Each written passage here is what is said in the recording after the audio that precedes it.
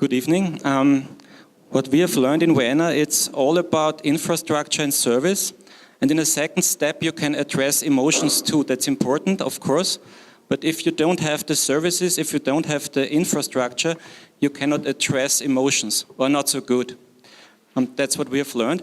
I have a lot of slides with me because mobility is also about emotions, but I will skip some slides because I have some slides on the energy topic, and I have not that much time that I can go all through the slides. So sometimes I will skip a slide. I'm sorry for that. So let's see. My history, one part of my history has started in Bielsko-Biała, till around 1890 because my great-grandfather was born there. That's the reason why my hotel is in Bielsko-Biała and I take the train every day because I want to see it. And I've done it, all right. A nice city. Yeah, some words about Vienna. We have nearly 2 million inhabitants. We will reach this figure around 2025. And we have a lot of nations within our city, 181. I think you will find every nation in Vienna. And it's a tradition that in Vienna a lot of nationalities are meeting. And we are working very hard on this topic, of course. Yeah? It's not so easy at that time. We are the city with the highest quality of living. And one reason is the public transport system in Vienna, I think.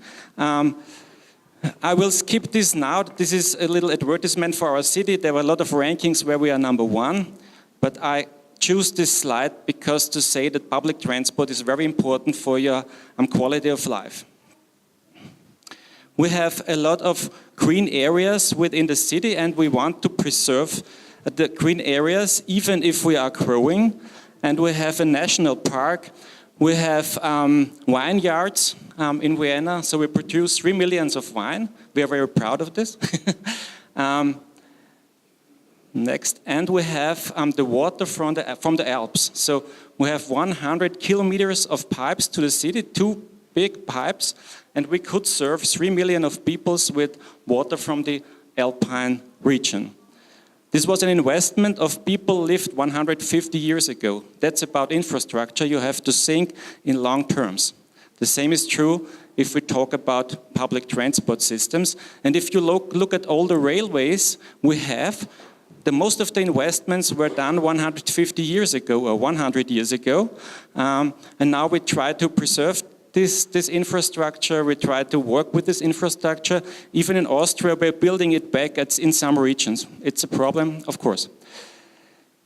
So I will skip this because this is an energy slide. And if we talk about decarbonization, because we are here at the COP in Katowice, we talk about cities because most of the CO2 emissions are emitted in cities. It's around 70% or so. So if we want to get in touch with all these climate targets, we have to address cities and the measures within cities. We have a smart city strategy where we commit ourselves to 80% reduction of CO2. That's ambitious, but we don't say 100% because we like it a little bit more realistic like other cities. And if you look in detail in the energy sectors of a city, it's really hard work to reduce your CO2 emissions by 80% till 2050, because we have a lot of long-term investments you have to do if you want to reduce CO2 emissions. We address also the topics of quality of life, very important within our smart city strategy. That's the reason why it was a company who looked at all the smart city strategies and we were ranked first. Once again, the reason was because we had this social target within our smart city strategy, because resources and innovation is part of every smart city strategy. We want to reduce the number of cars like every city, I think, but it's hard work. I will show you the figures afterwards. In our smart city strategy, we have 15% of cars 2050. At the moment, we have a little bit less than 30%, and that's really hard. What's easier, I think, in this long perspective is to have these cars driven by electric. So we will reduce our CO2 emissions by switching the cars to electric. Yeah, skip, this is energy. Maybe interesting for you, because an energy expert like me always talk about this. What's decarbonization? Decarbonization is to have energy from wind and PV mainly, because these are the main sources of energy. We have huge amount of energy which could be produced from solar and wind. So we will have a lot of electricity from renewables. That's important if we think of the change of decarbonization. So, and that's a little bit complicated but important. Even we have only natural gas within our energy system, and of course the fuels in the mobility sector. But if you look at the two figures, it doesn't work. You can see that we have CO2 emissions from the transport sector, and we have CO2 emissions from the heating sector. And we have more emissions from the mobility sector. So if we would change the cars to bicycles, public transport, or to electricity, we would save more than 50% of CO2 emissions in Vienna. And in other cities, the same is true. We have a lot of targets for our mobility. You can find the foils. I think everyone can download it, so I will not go in detail through every target here. So sustainable, healthy, compact, robust, efficient. This is our targets, and we work on this very hard. And here you can see the model share within Vienna. It's inside the borders. The transports done inside the borders of Vienna. That's important to say. Not the transports coming outside from Vienna and going outside. So we had around 40% of public transport, and this figure raised from 36 to 39 in the last 10 years or 6 years, and at the moment it's quite stable, the rate. We have 27% of cars, and in the last 3 or 4 years this is stable. What are we doing? We are investing a lot of money in public transport, even it's very good. That's very important, because you have to have good infrastructure if you want the people to use it. Because as we have heard, time is money. People want to go very fast to each point, and you have to have good services if you want to give the people this.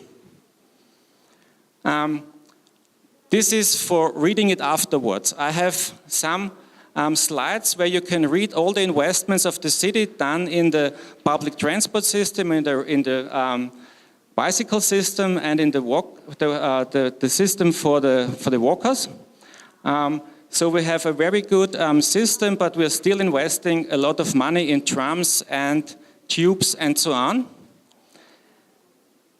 And what we have done, we have cheapened public transport. So in 2012, I think, you have to pay for the yearly ticket around 450 euros, which is quite cheap if you look all over Europe.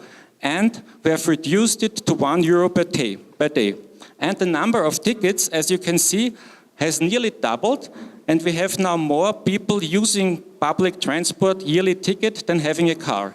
We have around 300 cars per 1,000 inhabitants, so much less than Warsaw. I think they had the same figure years ago. We have at the moment 300, and we have a cheap public transport system, which is really used by the people. Very important. Good service, cheap tickets, that's important. And we have a service for our young people. They can use the whole region of Eastern Austria for 70 euros a year. So it's very good for the schools. They can make the same as you have said, yeah? And the same is true in Austria. It's used by the schools because they can go with the pupils now everywhere, because they buy the 70 euro ticket, and then it's easy for them to go around. And what's important is to bring people into the public transport system. So what we have done in the region is to invest in park and ride facilities. So people will be everywhere here around Vienna. there is rural area, so you have to use your car for the first kilometers, for the maybe 10 kilometers, but then you can find parking spaces near the station, so you can let your car stand and change into the public transport system. Very important, and it's very much used by the people. So all these park and ride decks are full of cars. Cycling, there is the Minister of Happiness of Bhutan, which is a country we work together very much. Testing some investments in fun for cyclists in a new city development. Very nice picture. And walking too, so in Vienna, 56% of the trips include walking, so that's very much. And we have quite a good infrastructure for walkers. And here you can see what we are doing. We are making strolling zones where there is no traffic sign. There are cars and people walking and riding by bike. And it works really good. We had a lot of discussions on this. But if there are a lot of walkers, people go slow.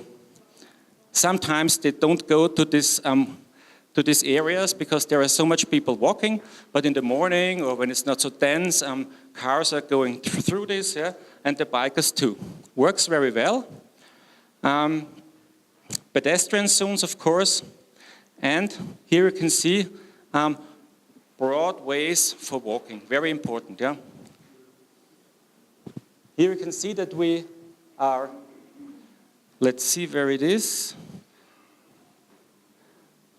Concrete, yeah, average distance, nearly, because we have invested into broaden the pedestrian ways. That's very important to have enough space, but we are in some parts of our city, a dense city, an old city, and it's not so easy to find room for all, and a lot of discussions, of course, yeah, because we had made bicycle lanes on the pedestrian field, yeah, and so there are a lot of problems because when tourists are walking, they don't know that there are cyclists driving too, so that's not the best thing you can do, but in some parts of the city, we had no other chance to do it like this. And what's important, the young generation must learn to walk and to cycle and to use public transport. So cheap public transport, give them the chance, give them the city, yeah? So if you have a good infrastructure, you have to look at the people learning to cycle, to walk, and to use public transport. And we have a good public transport system. And what we have done last year, we started a campaign addressing this mental problem, and we had the slogan, "The city is yours." And it's done by the Wiener Linien, by our public transport company. So they have produced a song and the people are dancing from the company and they're saying the city is yours. We help you that the city is yours. And feel what this is doing in your mind. Maybe that's an answer of the car you must have to impress a woman. The city is yours. You can use the public transport and the city is yours. You cannot compete with your car. So maybe it's an answer. And it's working. And of course we have women too, who has another mindset, yeah? Very important to have a main cycle network. You have to look that you have fast cycle lanes a little bit outside the city and then that you can really go through to the city and that there is no point where you have to get on the paveway or get on the street. Yeah, very important. A lot of investments within the last 10 years in this field. A lot of kilometers were done. Yeah, worked very well. But we have such a good public transport system that we cannot, we have not the figures of Amsterdam or Copenhagen because our public transport is that good and that dense, yeah, that people are used to it and they walk 200 meters and they go into the public transport system and they have fun. Of course, racks for bicycles, an important topic. And here, some pictures of what we have done in a road where you have 4 lanes for cars, and it was very dangerous to go down there. Here you can see it when you are a cycler, you come down here and a lot of cars are there. And then we have planned a road for the cyclists. So that's what it looks like. Because there's really a lot of traffic. There you have a stair to give some, to save the bikers. And it works very well. So, and what's very important, you have to work together with the city planning departments because you have to rethink all the city developments. Because what we've done in former times, you build a house and you make parking lots. But what we are doing now is we want to say, okay, we give the people space for their mobility. Yeah. So use the surroundings of the new developments for bringing mobility to the people to give them the chance to choose. Yeah, different types of transport system. And what we have done in some developments now is you have to walk to the public transport system, but you will too have to walk to your car. So the parking lot for your car is also 200 or 300 meters above distance from your flat. So it doesn't matter if you go to the public transport system or if you walk to your car.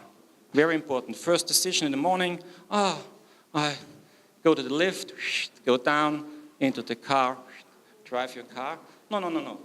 You have to walk to your car in the morning. So it's changing your mind. And we are working on mobility points in the city developments. So these are service points where you can rent a bicycle, where you can get a card for the public transport system. So all this kind of stuff you need if you have no car. So we think of people having no car, what must we do for them? So that's one of the infrastructure you have to develop. And what we've heard today, we must have services for them. So we have a mobility app where you can use car sharing, public transport, even bicycles and so on. So you can choose a route and the app makes you a suggestion how to go there. And you can use a lot of systems. That's very important. A good development, but it could be even a little bit better. We're working on this. Yeah, mobility as a service, that's the platforms. And if we want to decarbonize, e-mobility is a topic too, because we will have cars. We hope that we will have less cars, but we will have cars, so we need charging stations within the city. I had a lot of discussions because our parliament is red-green, and they say a car is a car is a car, and we don't need cars within our city. They say, hey, that's stupid. We will have cars. We will cars bringing goods and services to the people. We will have still people using cars, so we have to charge cars and so we need the charging points within our cities. So we are developing at the moment 1,000 charging points till 2020 in Vienna. And of course we have parking management, so if you want to park in Vienna, you have to pay for it. I will not go in detail into this. And here's some emotions, what you have to look at if you want to have people without cars.